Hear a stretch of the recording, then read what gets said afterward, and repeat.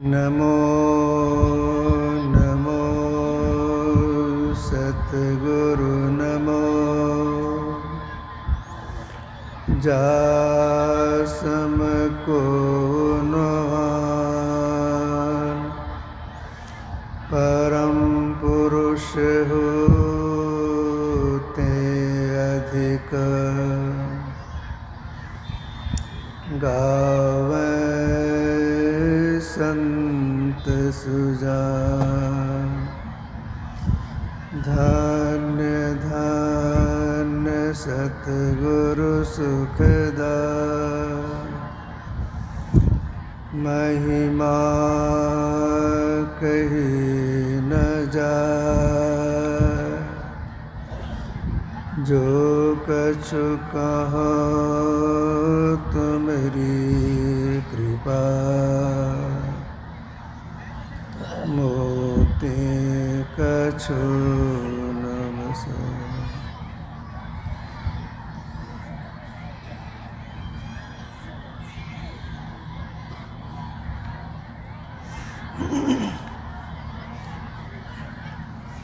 मुद मंगलमय साधु समाजे धर्म प्रेमी सज्जनों माताओं एवं भाइयों, सत्संग में शांति धन्य होता है। जब तक सत्संग होता रहे बिल्कुल शांत भाव से बैठे रहना चाहिए। बस किसी मत कीजिए, हलचल नहीं करना चाहिए।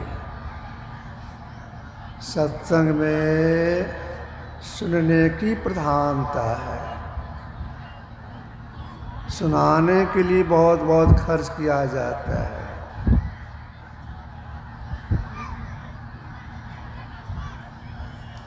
इसलिए जब तक सत्संग होता रहे बिल्कुल शांत भाव से बैठे, हलचल नहीं करें।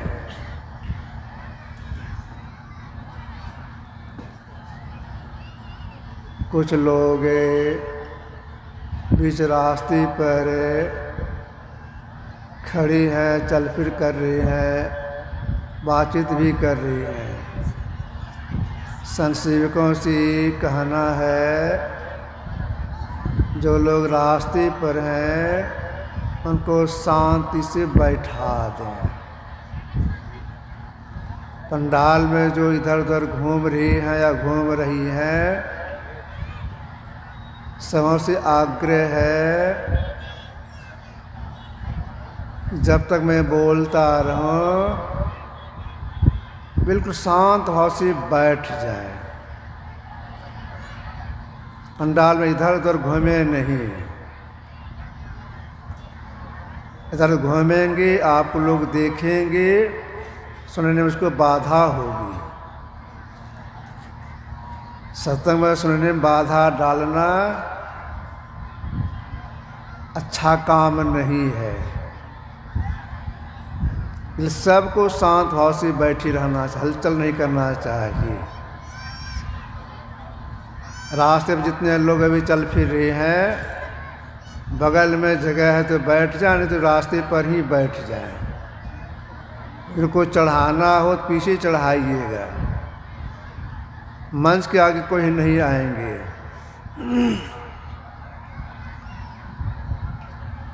अभी हम लोग ग्रंथ पाठ में सुन रहे थे। शिव अज सुख सनकादिक नारद जी मुनि ब्रह्म विचार विशारद सब कर मत खग नायक ईहा करिए राम पद पंकज नेहा श्रुति पुराण सब ग्रंथ कहाही रघुपति भगति बिना सुख नाहि। जितने ब्रह्म ज्ञान में प्रवीण महापुरुष हो चुकी हैं जितना सदग्रंथ लिखा जा चुका है, सबका एक स्वर में यही कहना है, अगर आप सुखी होना चाहते हैं, मतलब आवागमन के चक्र से छूटना चाहते हैं, तो आपको राम की भक्ति, परमात्मा भक्ति करनी होगी। बहुत से ऐसे संप्रदाय के लोग हैं जिनका कहना है कि जीव का आवागमन होता ही नहीं है। लेकिन ऐसी बात नहीं है, जीव का आवागमन होता है। एक कोट के महापुरुष हो गए शेख सादी, इन्होंने कहा हफ्तात कालिम दीदी सबरंग बाहरे रोदी फारसी में। इसका हिंदी अर्थ है, जिस तरह से घास बार बार उगती है, विनाश होती है, ठीक ऐसे में अपने शरीर को 700 बार जन्मते मरते अपनी आँखों देखा है। तो शेख सादी जो इस्लाम धर्म में कुछ फकीर हुई है, इनका कहना है जीव का आवागमन होता है। अभी हम लोग संत स्तुति में धन ऋषि संतन धन बुद्ध जी स्तुति किए हैं, जिनकी स्तुति किए हैं धन ऋषि धन बुद्ध जी, भगवान बुद्ध की, जब ये अपने धर्म का प्रचार प्रसार करने लग गए, संतोषता प्राप्त की अवस्था प्रचार प्रसार करने लग गए, एक दिन कुछ प्रमुख शिष्यों के बीच बैठी थी। जो संत होती हैं अपनी मौज में आकर के अपने बीती बातों को सुनाती हैं, बीती घटना को सुनाती हैं। तो सुनाने लगे, एक बात सुनो। सब शिष्य जो वहाँ पर थे सचेत हो गए, क्या कहना चाहते हैं। भगवान बुद्ध ने कहा, एक जंगल में एक बहुत बड़ा पुराना वट वृक्ष था।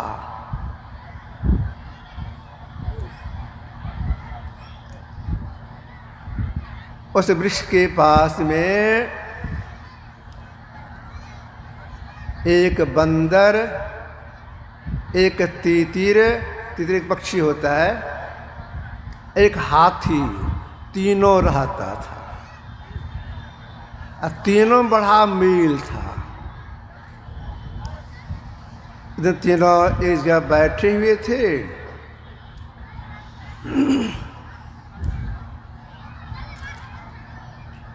तो बंदर ने हाथी से पूछा कि देखो भाई, हम लोग तीन यहाँ रहती हैं, लेकिन कोई किसी को प्रणाम नहीं करती है, प्रणाम करना चाहिए। बंदर ने कहा हाथी से, प्रणाम करना चाहिए, क्योंकि प्रणाम अपने से प्रणाम करने से ये 4 वस्तुएं बढ़ती हैं, आयु, विद्या, जस और बल। हम लोग तीन यहाँ रहते हैं, मिलजुल के रहते हैं, लेकिन कभी किसी कोई प्रणाम नहीं करते हैं, यह कमी है हम लोगों में। तो कौन बड़े हैं कौन छोटे हैं पता चलेगा कैसे। तो आप एक बात बताइए, कौन पूछ रहे हैं। बंदर पूछ रहे हैं हाथी से। जिस वृक्ष के पास हम लोग रह रहे हैं, इस वृक्ष को आप कब से जानते हैं। हाथी ने कहा, जब यह वृक्ष बहुत छोटा था तो मैं कभी कभी यहाँ घास चरने के लिए आता था।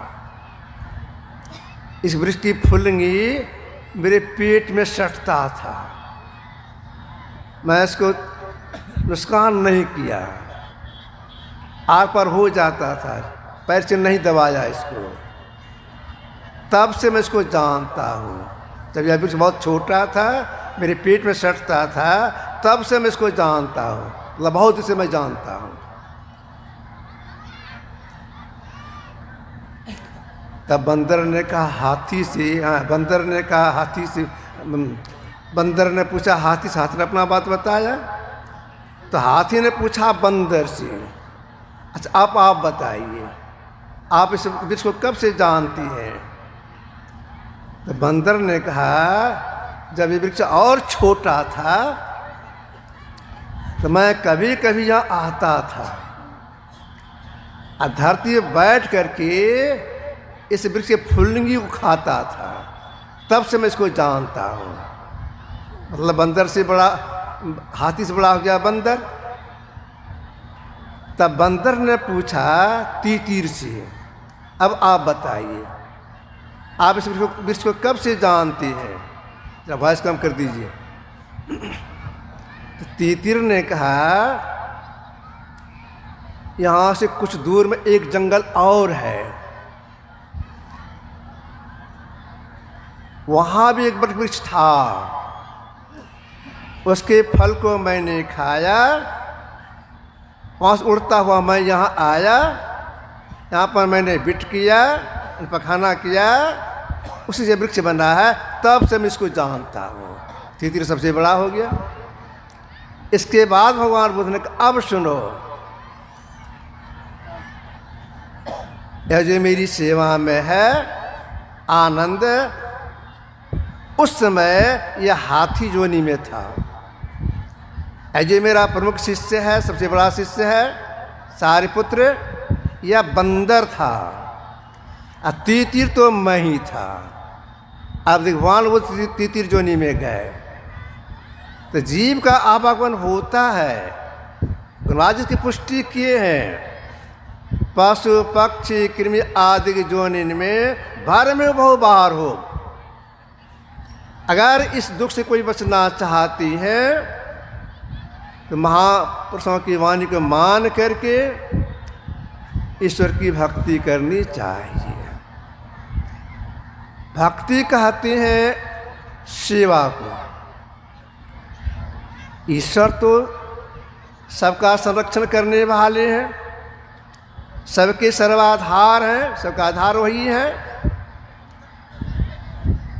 उनकी सेवा क्या करें? उनको किसी चीज़ की आवश्यकता नहीं है। आवश्यकता उनको होती है जिनको किसी कमी रहती है। कोई गरीब आदमी है, भूखा है, भोजन दे दिया तो हमसे उनकी सेवा हो गई। कोई गरीब आदमी है, जाड़ा का मौसम है, वस्त्र दे दिया, उनकी सेवा हो गई। कोई रोगी है, दवाई दे दिया तो उनकी सेवा हो गई। परमात्मा की आवश्यकता है नहीं, फिर उनकी सेवा क्या? ऐसी सेवक सेवा करे जिसका जिस आगे धरे। हम जी परमात्मा के अभिन्न अंश हैं। हम जी परमात्मा में एक में एक हो जाएं, ये असली सेवा है। ऐसी सेवक सेवा करे जिसका जिस आगे धरे। तो हम जी परमात्मा अभिन्न अंश है, भिन्न नहीं, अभिन्न अंश है। हम अपने अंश में मिल जाएं, ये असली सेवा। यह कैसी होगा?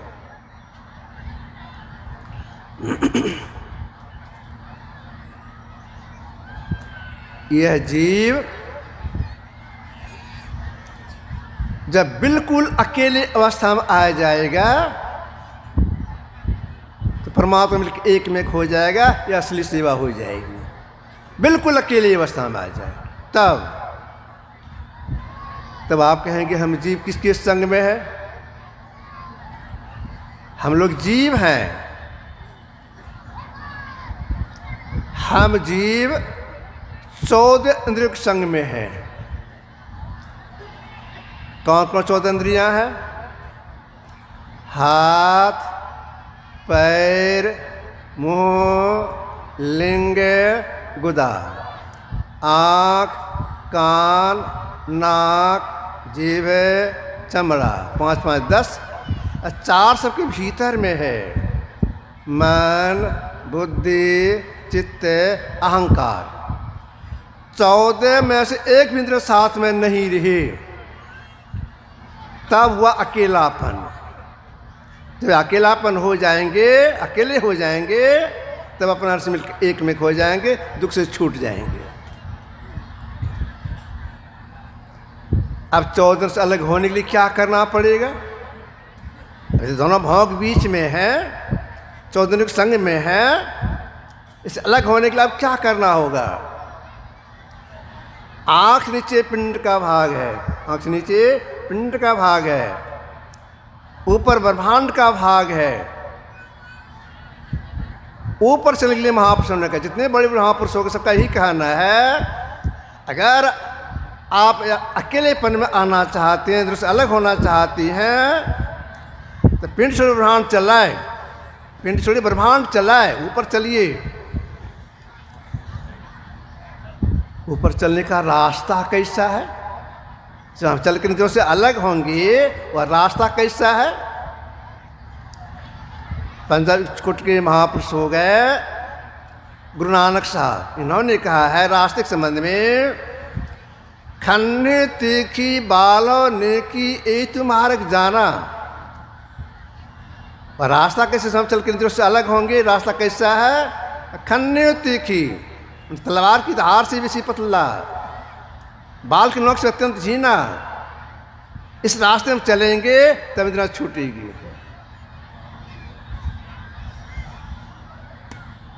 उस महीन मार्ग में कैसे चलेंगे, कैसे घुसेंगे? इसके लिए क्या करना होगा? उस महीन मार्ग घुसने के लिए अपना सिमटाव करना होता है, तब उस महीन मार्ग जीवात्मा घुस सकता है।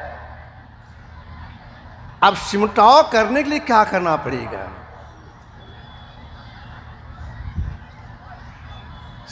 सिमटाव करने के सबसे पहले हम पसरे किस्में हैं। हम जीव चौधरी संग में रह करके पसरे किस्में हैं। हम जीव चौधरी संग में रह करके रूप, रस, गंध, स्पर्श और शब्द में पसर गई है। सिमटाव करेंगे ऊपर चढ़ाई करने के लिए, सबसे पहले किसका सहारा लें? इसी पंच विश्व में से पहले नाम का। रूप, रस, स्पर्श, रूप, रस, गंध, स्पर्श, शब्द, शब्द नाम, नाम का। कौन सा नाम? जो गुरु नाम जप करने के लिए बता दें, उसी नाम को जपना है। नाम जब हृदय शुद्धि भी होती है, कुछ चढ़ाई भी होती है, तो उसको चलना भी प्रारंभ हो जाता है। जो नाम गुरु जप करने के लिए बता, उसी नाम को जपना है। अगर भूल गए हैं तो जिनसे आप सीखे हैं या जो सिखाने वाले हैं, उनके पास जाकर समाधान करा लेना चाहिए। सीख करके नाम जप जो सही कला है, उस कला से जप करेंगे, कुछ सिमटा हो जाएगा और गति हो जाएगी, चढ़ाई हो जाएगी कुछ। तब आप कहेंगे जब करें सही कला क्या है? हिस्सक लगाने के ख्याल, चलते फिरते काम काज करते समय, लेकिन कुछ चढ़ाई हो जाए, ऊपर चढ़ाई हो जाए, इसके लिए जब करें सही कला जानना चाहिए। तो सही कला के संबंध में एक संत हुई हैं सहजो भाई, इन्होंने कहा है, सहजो भाई चरणदास जी हमारे शिष्या थी, इन्होंने कहा है बैठी लेटी चालती खान पान विहार, जहाँ तहाँ सिमरन करे सहजो ही निहार। बैठे लेटे चालते खान पान व्यवहार से मतलब है कहीं जा रहे, कैसे आ रहे हैं, कोई काज कर रहे हैं। जो गुरु मंत्र बता दे उस मंत्र को जपेंगे, मन ही में जपेंगे, लेकिन अंदर कुछ चढ़ाई हो जाए, कुछ अनुभूति हो जाए, इसके लिए कैसे जपेंगे? तो साजो भाई ने कहा सहजो ही निहार। यह से मतलब यहाँ पर अगर छाती लगा ले गलती हो जाएगी। यह से मतलब है जो हृदय, यह कहाँ पर है जो हृदय? ठीक दोनों भाव के बीच में है जो हृदय। जो हृदय कहिए, कंजा कमल कहिए, दशम द्वार कहिए, शिवनेत्र कहिए, ब्रह्मरंध्र कहिए, एक ही बात है। उस ओर ख्याल लगाते हुए जप करने की कला है। इस कला से जप करते हैं तो जपते जपते हृदय शुद्धि होती है, अंदर कुछ चढ़ाई भी हो जाती है। जब करने कुछ चढ़ाई होती है, लेकिन उस महीने मार्ग को नहीं घुसे हैं, कुछ थोड़ी सी चढ़ाई होती है, सिमटा होता है। इसके बाद और आगे बढ़ने के लिए और सिमटा करने के लिए गुरु जिनका ध्यान करने के लिए बता दें, उनके रूप का ख्याल करना चाहिए। ख्याल करने में लगन कैसा चाहिए, तल्लीनता कैसी चाहिए। जब तक लगन लगाएंगे नहीं, इस काम सफलता मिलेगी नहीं। मान ऐसा नहीं होगा ठीक ठीक। कैसा लगन चाहिए? कबीर साहब की वाणी में है, गुरु से लगन कठिन है भाई, लगन लगे बिन काज सरिया जी प्रलय हो जाई। जैसी पपिया प्यासा बुंद का प्या प्यास लाई, प्यासे तड़फ दिन राती और नीर ना भाई। गुरु से लगन कठिन है भाई। पपियार का एक पक्षी होता है, बहुत टेकी पक्षी वह है। प्यास लगी है, पानी पिएंगे पानी पिएंगे पानी पिएंगे, पानी पीता नहीं है। नदी किनारे में है, नदी का पानी नहीं पीता है। यहाँ तक गंगा का पानी वह नहीं पीता है। अगर वह पक्षी उड़ता हुआ जहाँ गंगा निकली गंगोत्री से, वहाँ चला जाता वह पक्षी तड़पता पानी पिएंगे पानी पिएंगे पानी पिएंगे पानी पिएंगे। भूख आ जाती है, गिर जाता है पानी में। गिरने के समय में अपने मुंह को बंद कर लेता है, प्यासा मर जाता है। लेकिन वह गंगा का पानी, वहाँ का शुद्ध पानी नहीं पीता है। तो कौन सा पानी वह पीता है? जब कभी स्वाद नक्षत्र में मेघ लगता है, वह पक्षी चित लेट जाता है कहीं पर, मेघ को एक टक से देखता है, आँख खोल के देखता है, चोंच को खोल देता है। अगर ईश्वर की दया से, गुरु की दया से एक बूंद पानी उसके मुंह में चला जाता है, वही पानी पी के साल रह जाता है। ठीक ऐसे ही सब अपने ख्याल को समेट करके एक इष्ट में लगाना चाहिए। वे ऐसे हैं, उनका चेहरा ऐसा है, उनका शकल ऐसा है, ख्याल लगाना चाहिए। काम काज करते समय में उनका ख्याल लगा के रखना चाहिए। वे ऐसे हैं, यह लगन चाहिए। पहले पानी के लिए लोग गांव के बाहर कुआं खोदते थे। अब तो घर घर में नल हो गया, चापाकल हो गया। गांव के बाहर कुआं खोदते, पानी लेने के कुआं खोदते थे। समय के बचत ख्याल से गांव की माँ बहनें जाती थी पानी भरने के लिए। कम समय में सब काम हो जाए, पानी से पूरा हम भर लें। ये क्या करती थी? गांव की माँ बहनें अपने साथ में 2 घड़ा लेती थी, अपना बाल्टी अपना रस्सी। जैसे कुआं पर जाती थी, 2 घड़ा ले गई है तो दोनों घड़ा में पानी भर लेती थी, पूरा पानी भर लेती थी, बाल्टी में पानी भर लेती थी। अब घर वहाँ से लेकर अपना घर आना है। जितने महिला गई पानी भरने के लिए, 4-5 जो हैं, 2 घड़ा ले जाती थी, पानी भर करके अब चलना है तो 2 घड़ा कैसे लेंगे? बाल्टी भी वह भी लेना है। तो करती क्या थी? 1 घड़ा अपने माथे पर लेती थी, और ये घड़ा अपने बाएं कमर पर, अब बाएं से पकड़ के रखती थी, गिरे नहीं। और दाहिने हाथ में बाल्टी में पानी, और उसकी कड़ी के बगल में रस्सी। चलती थी वहाँ से पानी ले करके। रास्ता कैसा? ऊबड़ खाबड़ देहाती रास्ता। चुपचाप नहीं, गप सप करती हुई आ रही है पानी ले करके। अब देखिए हाथ का दोनों बजा है, रास्ता ऊबड़ खाबड़ है, गप सप करती हुई आ रही है। अब बात में घड़ा उसको पकड़ी नहीं है, तो हाथ तो दोनों बच गया है, तो मात्र घड़ा क्यों नहीं गिरता था?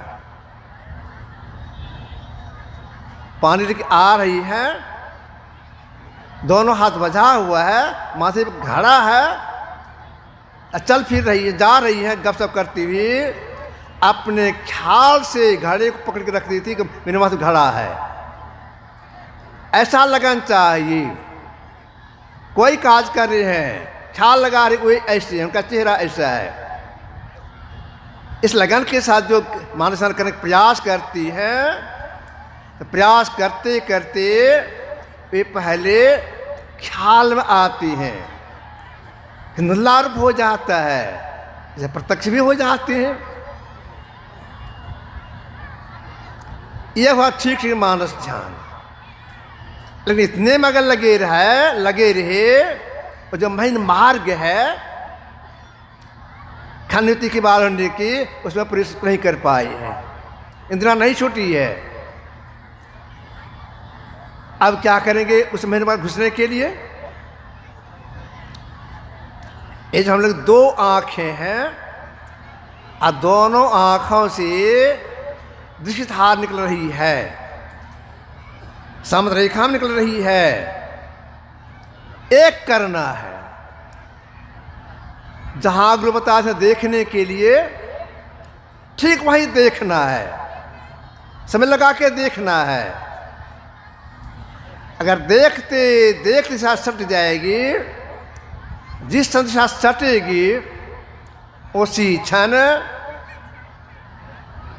हाथ, पैर, मुंह, लिंग, गुदा, आँख, कान, नाक, जीभ, चमड़ा, 5 5 10, ये 10 आपकी छूट जाएगी, लेकिन भीतर 4 दिन रह जाएगी। 4 दिन संग रह करके दृष्टि खुल गई, लेकिन अपना पहचान परम साक्षात्कार नहीं, कि इसलिए 4 इंद्रियां संग में है। ये 4 भी छूट जाए, 4 में रहकर जो देखा सुना जाता है वह परम माया है, परम सूक्ष्म माया है। भगवान राम ने लक्ष्मण से कहा था, गोचर जहाँ लगी मन जाई, सो सब माया जानो भाई। तो साथ में कुछ देखा सुना जाता है सब माया, तो भीतर में जो चारों संग्रह के देखते सुनते हैं वो परम माया है। तो इंद्रिय एक कर लिए, जोड़ लिए, तो 10 नत हमारी छूट गई, लेकिन अपना पहचान नहीं हुआ, परमात्मा नहीं मिले हैं। अब भीतर 4 इंद्रियां उससे अलग होना है। अब उससे अलग होने के लिए अब क्या करना पड़ेगा? चौथी क्रिया सीखनी पड़ती है, वह चौथी क्रिया है शब्द साधना। इसमें क्या करना पड़ता है? तीनों मंत्र लगाए के सुन अनटंकोर, नानक सुन समाधि में नहीं सांझ नहीं भोर। एक शब्द की पकड़ के लिए आंख बंद, मुंह बंद और कान बंद लगाना पड़ता है। 3 बंद लगा करके सब साधना की जाती है, एक शब्द खोज करनी पड़ती है। यह भी सीख करके जो करते हैं, समय लगा के करते हैं, तो करते करते अगर गुरु की दया से वह एक शब्द पकड़ा चला जाता है, उसी क्षण ये भीतर 4 इंद्रियां हैं जिनका संग छोड़ देती है। यह काम कहाँ पर होता है? जीव का संग कब छोड़ता, किस जब जाकर छोड़ता है यह इंद्रियां, भीतर की इंद्रियां? एक कोट के महापुरुष हो गए दरिया साहब, दरिया साहब बिहारी, इन्होंने कहा है मन बुद्धि चित्त अहंकार की है त्रिकुटी लग दौड़, जंद्रन के परे रणकार की ठौर। इनका कहना है कि मन चित्त अहंकार की दौड़ है त्रिकुटी तक, उसके आगे नहीं। तब तो त्रिकुटी क्या हो गया? त्रिकुटी मान लो विद्या सारा, और त्रिकुटी में और क्या होता है? सूर्य का दर्शन होता है। वह कहाँ पर दिखाई पड़ता है? वह स्थान कहाँ पर है? आंख बंद अंधकार, अंधकार के बाद प्रकाश, प्रकाश मंडल के अंतर्गत एक स्थान का नाम है, प्रकाश में एक स्थान का नाम है त्रिकुटी। वहाँ सूर्य का दर्शन होता है। दरिया से बिहारी कहना है जहाँ तक मन की दौड़ है, मन का संग छूट गया, तब जीव अपना पहचान कर लेता। जो अकेलापन में आ गया,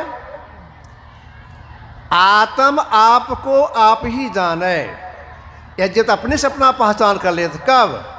जब भीतर की चार दिन छूट गए तब। तो अपना पहचान जो कर लेते हैं, अपना साक्षात्कार कर लेते हैं, ये परम सुखी हो जाता है, सारा दुख का छूट जाता है। इन कामों में सफलता मिल जाए और हम का परम कल्याण हो जाए, इसके लिए जितने भी बड़े बड़े महापुरुष हो गए हैं, सबका कहना है सदाचार, शिष्टाचार और सुचाचार, तीन का पालन करना होगा। तीन के अभाव में इस काम में सफलता नहीं मिलेगी।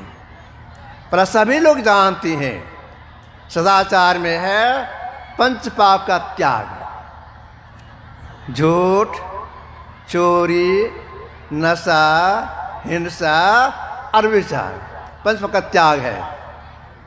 तो देखिए अंत साधना की उन्नति में सदाचार में बहुत संबंध है।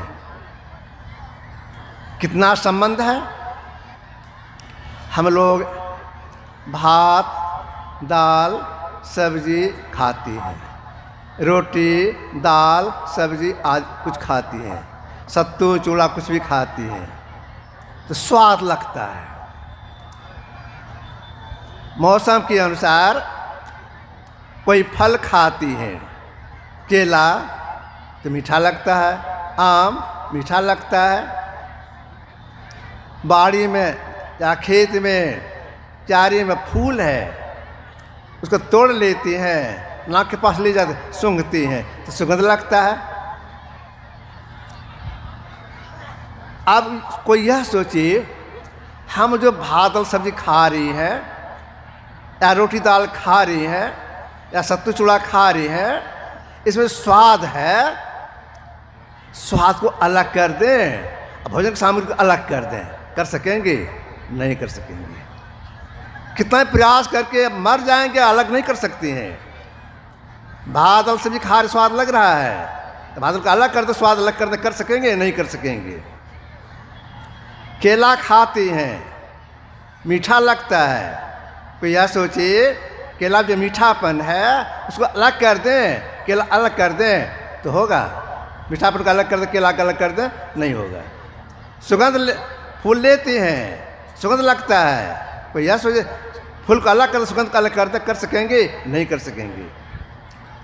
तो जितना संबंध है भोजन में स्वाद का, जितना संबंध फल में मिठास का, जितना संबंध फूल में सुगंध का है, इतना संबंध सदाचार भक्ति में है। इसका ख्याल रखना चाहिए, सदाचार का पालन करना चाहिए। इसके बाद है शिष्टाचार, बड़ों का सम्मान करना। जो बड़ों का सम्मान करते हैं, उनको प्रणाम करते हैं, उनका आदर करते हैं, जिनका आदर किया जाता है उनका आशीर्वाद मिलता है। जो अपने से बड़ों को प्रणाम करते हैं उनका आयु बढ़ जाती है। इसके बाद है सुचाचार, पवित्र, प्रातःकाल में कहा सुचाचार पवित्रता, इस पर ख्याल रखना चाहिए। इसकी जानकारी कहाँ मिलती है कि हम सदाचार का पालन करें?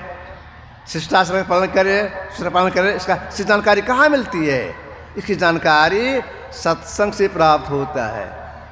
जब तक हम सदाचारी नहीं बनेंगे, शिष्टाचारी नहीं बनेंगे, सच्चाचारी नहीं बनेंगे, अंतर प्रवेश नहीं कर सकती हैं। ऐसा सत्संग से प्राप्त होता है।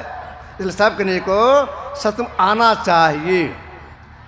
जैसे मिट्टी से अनेक प्रकार के खनिज पदार्थ की प्राप्ति होती है, फल की प्राप्ति होती है, अन्न की प्राप्ति होती है, ठीक ऐसे ही सत्संग करने से अनेक प्रकार के आध्यात्मिक ज्ञान बुद्धिज्ञान की प्राप्ति होती है। जो सत्संग जग करती है उन्हीं का जीवन कृतार्थ माना गया है, वही भाग्यशाली हैं। जैसे हम लोग अभी सत्संग कर रहे हैं, ऐसे जन्मेजय राजा सत्संग करवा रहे थे, लाखों की भीड़ थी। मुख्य वक्ता थे सुखदेव मुनि, सामने जन्मेजय राजा बैठे हुए हैं। उनको लक्ष्य करते हुए सुखदेव मुनि बोले थे, ते सौभाग्या मनुष्य कृतार्था नृप निश्चय सुमिरन्ति सुमिरारयन्ति हरिनाम कलिजुगे। ही राजन, इस कलिकाल में जो सत्संग करने करवाती हैं उन्हीं का जीवन कृतार्थ स्वरूप है, वही भाग्यशाली है। ऐसा क्यों कहा? वे भाग्यशाली हैं। पहले के राजा महाराज लोग अश्वमेध यज्ञ, वाजपेय यज्ञ क्या क्या करती थी। का संस्कार पड़ता था स्वर्ग में जाने का, या जो ज्ञान यज्ञ संस्कार पर सीधे ज्ञान यज्ञ का संस्कार पड़ता है मोक्ष में जाने का।